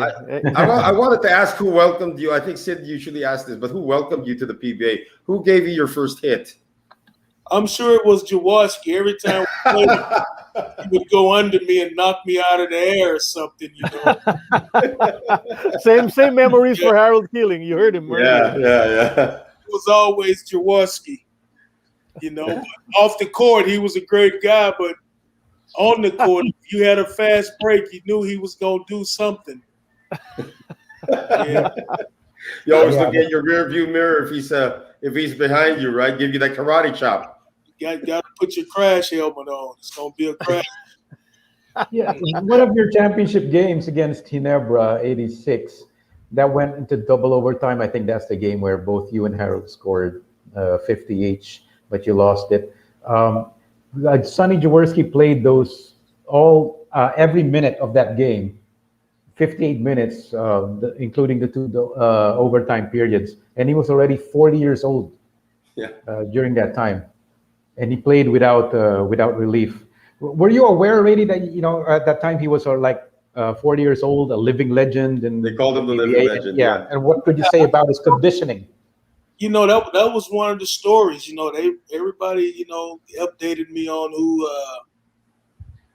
who he was and how old he was, and you know what kind of a player he was. You know, so you know, I think I knew he was one of the most decorated players there, and it showed. I mean, he was an enforcer out there. Mm-hmm. Yeah. And he played for another 10 years after you left. Yeah, after you left. Yeah, he played till he was 50. 50. Yeah, and he coached his son. His son played for him too. Wow. So that was Then he became a senator. He became a senator. Okay. Well, I knew he was going to be a political guy just by the way he dealt with the referees. That's a good one. He was friends with the referees, huh? Right. Well, we still have a few pictures to share with you. Let's go. Let's go through them now. Point. Let's go through the photos, just so we can still finish that up. 4 more. What is this? Game 2 took 5 minutes longer, but Tanduay still holds on. Yeah, this is the overtime game against Tanduay. You with Philip Cesar guarding David third kill. Right. He was a good player too. Yeah, he was an MVP. You had two of the best defensive forwards in PBA history with you. You had Philip Cesar and Abi King on that great taste team. He was like what 6'7" or something. No, this guy. No, he had a wingspan of about 6'7". 6'7", yeah, but he's 6'3". He's 6'3". Yeah, he had the long arms, Philip Cesar. Or he still has them. Yeah. What about Abi King? You remember anything about him, Michael? You know, I really can't. Mm-hmm. I can remember that I played with a great group of guys. Now, when I come back to the Philippines, if I'm able to see those guys, it'll all come back. Well, Abby's there in Washington State. A lot of the guys are there in the States. Former teammates of yours, guys like Noni Robles and Abi King are there. Bernie Fabiosa is in California. They're all in California? Yeah. California, Washington State. Yeah, they're all over West the place, Coast. you know. Well, West Coast. But mostly West Coast. A lot of the former PBA guys from the 80s have gone to the States. Maybe more than 20 of them. Okay. They're supposed to have a get together in Vegas in August. So hopefully they invite us too, right? Yeah, I'd love to go. Yeah. What's the next photo? There's you go. The classic Michael Young form. That's the form we're talking about. Yeah. Yeah. That's the unblockable jumper. That's right. That probably went in too. It better. Yeah. Again, this jump shot is pretty iconic, and you taught yourself this, as you said at the top of the program. Nobody coached your jump shot. You just developed this on your own. That's a pretty form. You know, when I was younger, I've always shot the ball deep, but I used to bring it far back behind my head. Mm-hmm. Yeah. As I got older and stronger, I was able to bring it up. You know, and that guy's guarding me. That's Walter Davis. Yeah. Yep. Who you played with, right? The Phoenix. The Greyhound. Yes, I played with him at Phoenix. I think he might be with Denver right there. Mm-hmm. Yeah, possibly. Yeah, in the late 80s, he was with Denver already. That's right. Yeah, Michael, this Clippers stint of yours, that was your last NBA stint, but it was also your longest compared to the Sixers and the Suns. What was it like playing on that Clippers team? They weren't very good during that time, right? Late 80s, but at least you got a lot of playing time. I never could understand the Clippers, why we couldn't win and why they never could really win, because they always had great players. Mm-hmm. I don't know if it's because they were in the same city with the Lakers. Maybe they need to move out and get their own identity, but we had some great players. And at the beginning of this season with the Clippers, I started and did well. And some guys was holding out with contracts, and a couple guys injured, and those guys came back. Then I didn't really play a whole lot.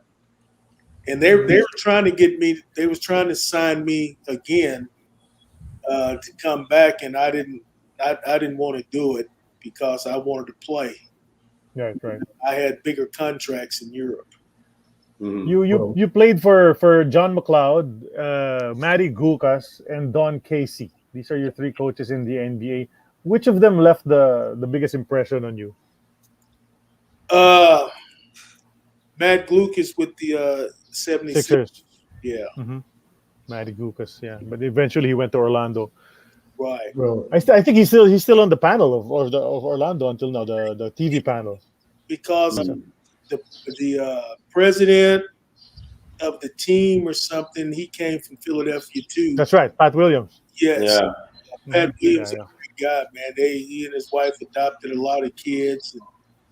And, they do a lot around the community and stuff. But I think Coach Lucas is still there, Matty. Mm-hmm. Yeah, that's right. Yeah. Speaking of the Clippers, just very quickly, they are on the verge of tying the series. Really? Look, it's sad. 103 to 37. Yeah. You're also watching, eh? Yes, I'm right here watching the TV. It's right there.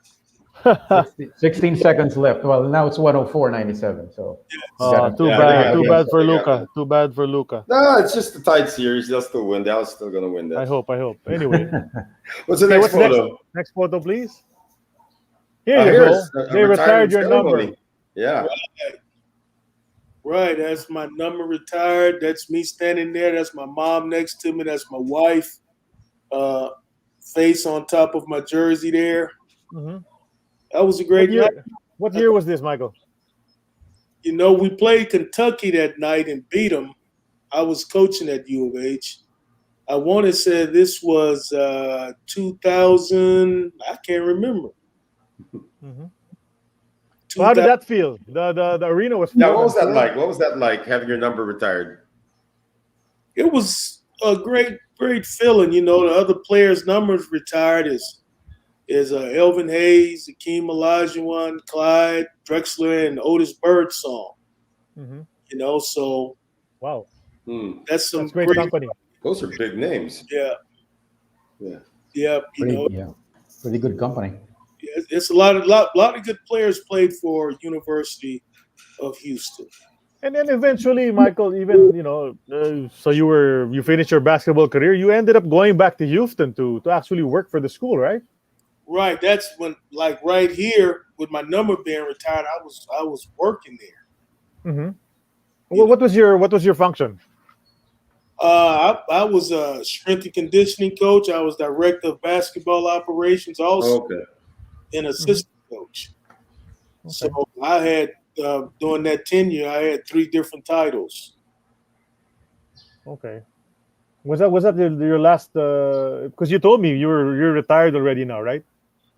Yes, I've been retired for 8 years now. Wow. Okay. So you haven't been dabbling in basketball, even you're not coaching, not even conducting clinics for kids or whatever. No, I work kids out every day. Okay. I have a group of kids I'm gonna work out. Monday morning, I go from Monday through Friday. I start at 6 o'clock now that school is out. Awesome. 6 in the morning, and I train kids all day. You know, I do clinics. I do all of that. You know, and I still could be coaching.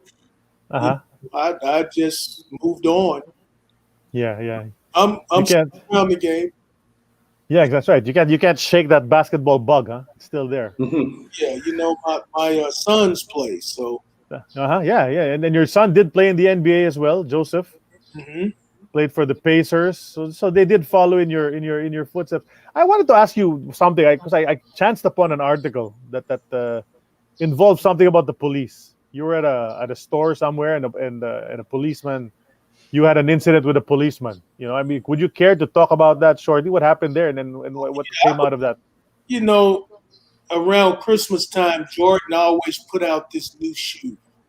Okay. You know, for Christmas. So this store was going to release it at a certain time. Mm-hmm. And so people, they only have so many. So my son been standing in line for this shoe all day. And so as it got closer to midnight, when they was going to start selling the shoe, I went up to the store to make sure my son was going to be okay, because people go crazy behind these shoes. Mm-hmm. And he was just a kid. And I watched him. He went in the store. He purchased shoes. And when he was coming out of the store, I met him at the door, and somebody snatched his bag.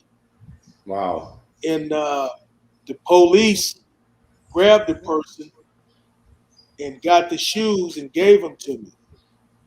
And I got my son. I grabbed the shoes, and my son was in front of me. And we started walking to the car, and we was being escorted by a couple more policemen because they actually knew me. Okay. And another policeman just came out of nowhere and hit me in the back of the head with a billy club. Wow. Whoa. Okay. Wow. What was that about? Still don't know. And his story was that I was causing a fight or something. And, you know, everybody know I wouldn't cause no fight. Everybody know my personality. Even he had the other 2 policemen right there. Mm-hmm. No, but that's pretty much what the story was. Did that end up in a court case or anything, or did you file charges against this policeman? Of course I did.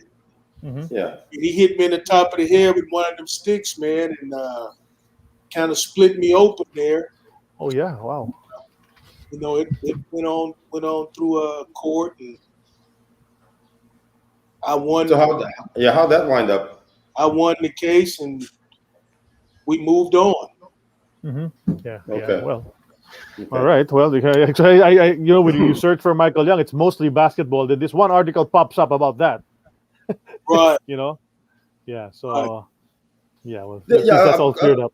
a question I had when you were still director of basketball operations for the University of Houston. Did you find anybody who would be NBA quality under your watch who made it to the NBA from University of Houston?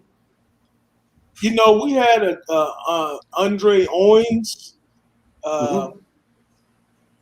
Made it out, played with the Utah Jazz. And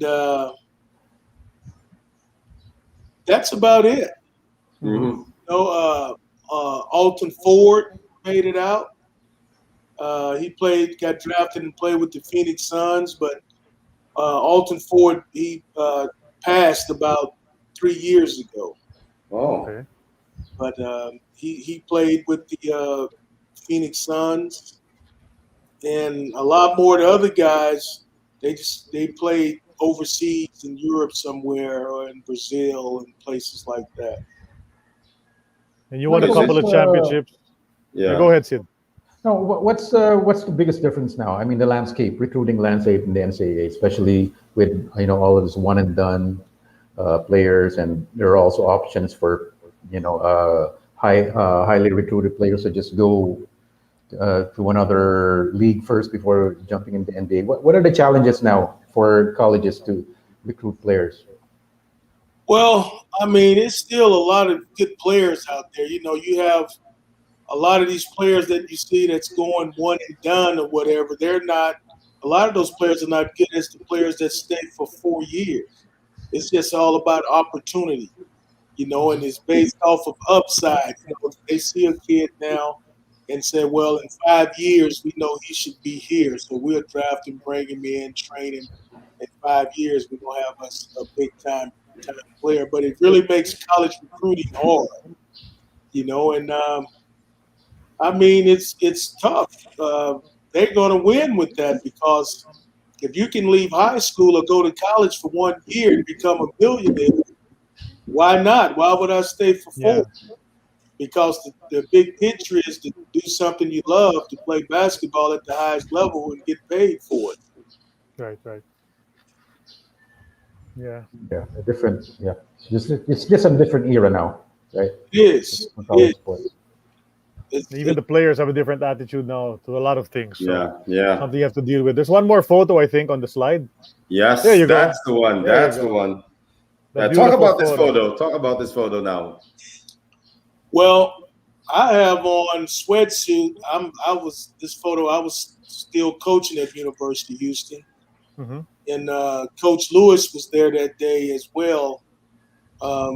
They was having an event for Coach Lewis, and King, Clyde, and Mishar came over to be a part of it, and then they wanted to get a picture of us, and we had a basketball, and they snapped the shot, and that's Phi Slama Jammer right there. Yes, Yep. sir. And all these guys made it to the NBA. Yeah, I'm pretty sure if you guys play pickup right now, you'd still cream a few kids, right? Even if you're in your 60s now. Oh, without a doubt, all we had to do was post up. Right. You outmuscle all these young do you guys. still shoot this with the same accuracy? I'm sure you work out with kids every day, so I'm sure you still do a lot of shooting. Yeah, but it's a set shot. Okay. Right. Understandable. With the Clippers, it's not like that anymore. Yeah. That's understandable. I'm sure your accuracy is still there. In your PBA career, in 45 games, you averaged 45.6 points, 16.3 rebounds, 4.6 assists, and 1.3 blocks. So those were your career numbers in the PBA. You had success as well, of course, in the CBA and in Europe. A great basketball career that you had, Michael, and lots of experiences. I'm sure you met a lot of people along the way. I'm sure you're still close to these guys, right? The Houston guys. You still get together. I'm pretty sure. You talk. All those guys live in Houston. We all live in Houston, and we normally communicate around the holidays. because outside of the holidays, if I'm not training kids, I'm fishing. So that's pretty much it. But around Thanksgiving and Christmas and things like that, we always communicate. Yeah. Send a gift or something like that. Yeah. Clyde was here a few years ago when the Houston Rockets played an exhibition game here, a preseason game against the Pacers. Yeah. Clyde was here. He appeared on the court and waved at the fans. I got to interview him. Yeah. Oh, did you? Okay.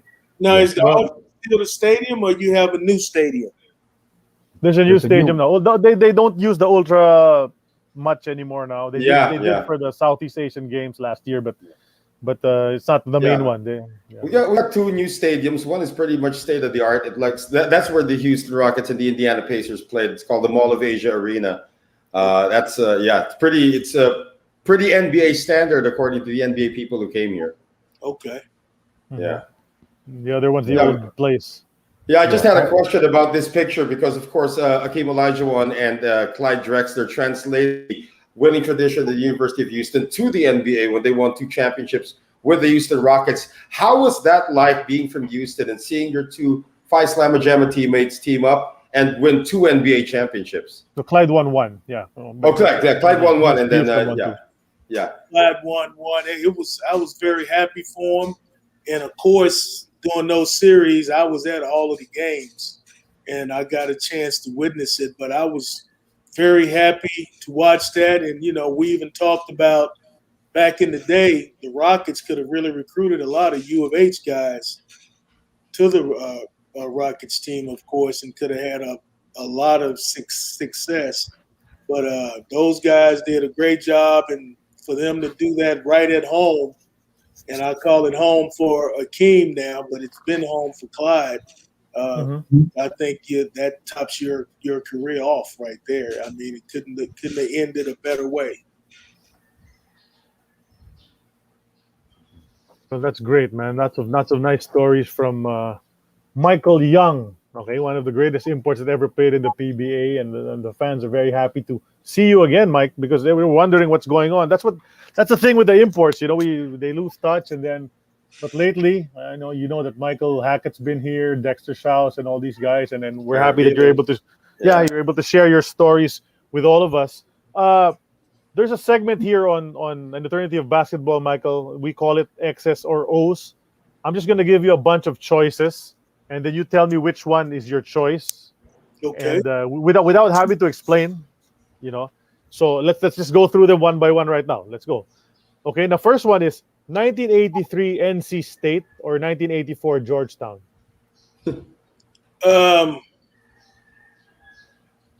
NC State. NC State. Okay. That Number close, two. Number 2. Jimmy Valvano or John Thompson.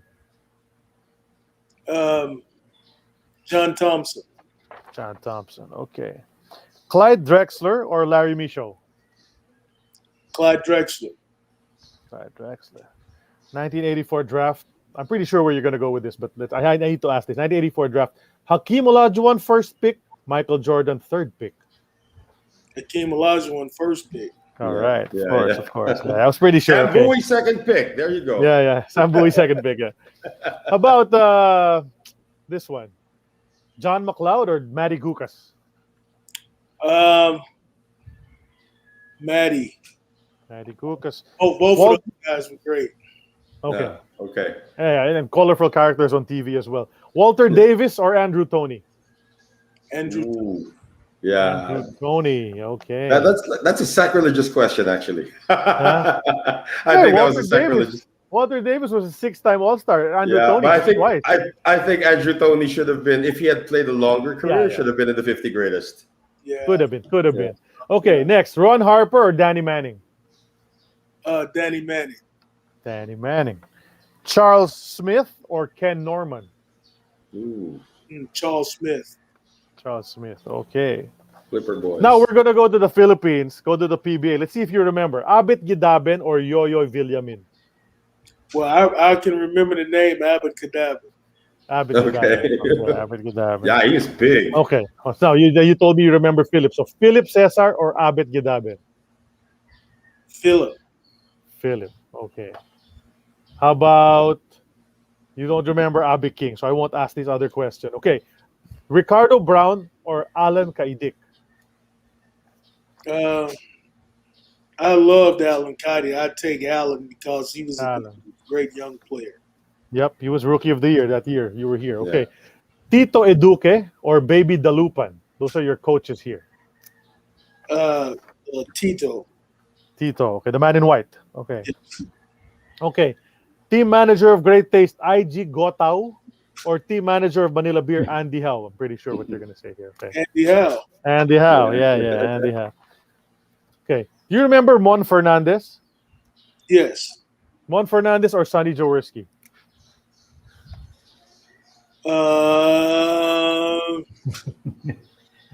Because they were best friends at the time when you were here. Yeah. Best friends. Best friend. I'll go with Jaworski. Jaworski. Okay. Sonny. Okay. Great Taste or Manila Beer? Vanilla beer. Manila Beer. Okay. You like beer more than coffee. Okay. Norman Black or Michael Hackett? Norman Hackett. Norman Hackett. It's a tie. It's a tie. Okay, I get it. How about this? Norman Black or David Thirdkill? Norman Black. Norman Black. Okay. Rob Williams or Harold Keeling? Rob Killing. Rob Keeling. Okay, I get that. Okay, the last one. Al Pacino or Robert De Niro? Whoa. Al Pacino. Al Pacino. That was quick. Okay. You gotta say Hoo-ha. hoo-ha when you say that. That's right. That's X's or O's for this edition You are going down. on the Eternity of Basketball, episode 83. Who's next? Noel? That's probably me. Yeah. Say hello to my little friend too. We're at it, right? Michael, you've inspired a lot of people because of the way you played your story. Now you're turning 60. Are you already 60 or are you turning 60 this year? I turned 60 January the 2nd of this year. Wow. Okay. So now looking back, 6 decades on this earth and probably a little more than half your life in basketball. How does Michael Young want to be remembered in the sport of basketball? I guess I want to be remembered that I really respected the game and played it the right way. Always prepared to actually play and hated to lose. All right. It's just Right. Yeah. That's Sid. great. Sid, go ahead. Okay, Michael, my segment is who were your 5 favorite teammates of all time? Favorite, not the best, but favorite. Can be from Houston, can be from the PBA, can be from the NBA. It's up to you. Okay.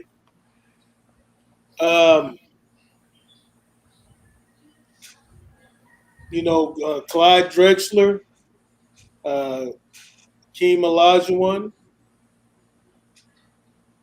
Harold Killing, Larry Mishaw, Okay. and Richard Daiquiri. Those are the guys that I was in the trenches with Yeah. the most. Wow. And you Interesting. played basketball. Yeah. Interesting that you only spent a few months with Harold Keeling and he makes your all-time list, huh? Must have been a really good relationship there.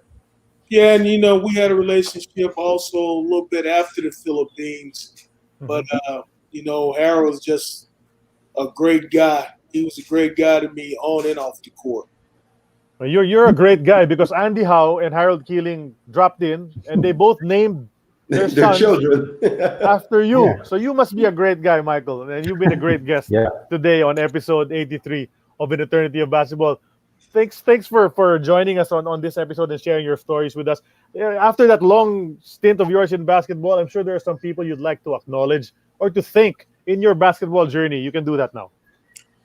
Well, first of all, I would like to thank the whole Philippines Association. You guys have a great league there. I had a wonderful time being a part of it and looking forward to coming back. And really, in all of the countries and places that I played in, I was very welcome and had a great time. But I talk about the Philippines because you guys were first. But I had great times in France, Spain, Italy, Israel, wherever I played. I tried not to never meet a stranger. Mm-hmm. Okay, You've been all around, huh? Yeah. Yeah, you've been everywhere. Yeah. That's great. What a great career. What a great career. Do we see you back in the Philippines anytime soon, Michael? I'm sure a lot of your fans would still remember you, and maybe when you get here, you won't even spend a cent on meals. Everybody's going to try to take you out, right? Well, I'm telling you, I'm going to talk to my bride about it, and we have talked about it. Actually, when I played over there, she came over to visit me there before we were even married. Mm-hmm. Okay. We've always talked about going back to the Philippines, so we haven't been on a vacation in a long time. There you go. Well, once they ease the travel restrictions, and we hope you guys, maybe you and Harold, can come together. And, and for sure, at least one of your dinners is going to be hosted by Noel. Another one by Sid. That's going to be, that's a sure thing. Yeah, and then Charlie's going to give you the send-off, so that's the big one, right? Right. They can. Yeah. Actually, there was a question here. I just want to insert it before we end. Do you remember any of the Filipino food that you ate here? What are your favorite foods or restaurants? Yeah, there you go. What? McDonald's, Pizza Hut? No, I'm just joking. Balut. Yeah. You had balut. Did you actually eat that thing? You had that, huh? Well, I tried to eat it, but I couldn't. Yeah, you and every other import tried it. Okay. Right. I tried to eat it, but I couldn't. But I can't remember a specific dish. But I was invited to a lot of people's home for dinner. They had some traditional dishes. Mm-hmm. I can't remember the name of them, but they were all good with gravy and pineapples. I just remember all that type of stuff. It was traditional dishes, but it was good. You don't remember what they're called, but you ate a lot of it. Without a doubt. And you're still alive. That's the best part. Still alive. I've never been a picky eater. That's okay. Right. Well, that's Michael Young. Filipino fans haven't seen you in such a long time, but they've had a great session with you today on episode 83 of An Eternity of Basketball. We, the crew, Aaron backstage, we have Noel and Sid as usual, my partners. I'm Charlie Cuna, of course. We'd like to thank our guest, Michael Young, Phi Slamma Jamma, University of Houston, and Manila Beer and Great Taste star here in the PBA. Michael Young for 3. Remember that. Thanks for guesting on our show today, Michael. And we'd like to tell the rest of our followers, check out our Facebook page. We will announce who our Independence Day, Philippine Independence Day guest next Saturday will be. Stay tuned for that. Michael, thank you so much for sharing your stories with us. It's a pleasure for us, especially who watched you in the Ultra during those days back then, and we admire the way that you played, and we admire you more even now after getting to talk to you and to learn your stories. Well, thank you guys, Charlie, Noel, and Sid. Hey, thank you guys for having me. Thanks to the Philippines. I had a great time playing there. Looking forward to coming back, and looking forward to seeing you guys again. Thanks for all of the memories. For sure. All right, thank you so much. So it's in the books. Episode 83 is now in the books. AEOB. We hope to see you next week for our next guest. Stay tuned for who it's going to be. We'll announce it on our FB page. We are powered by San Miguel Corporation. Adios, everybody. Thanks, Mike. You're welcome. All right, Thanks, man. Mike. I'll see you. Okay. Take care. Bye. Bye-bye.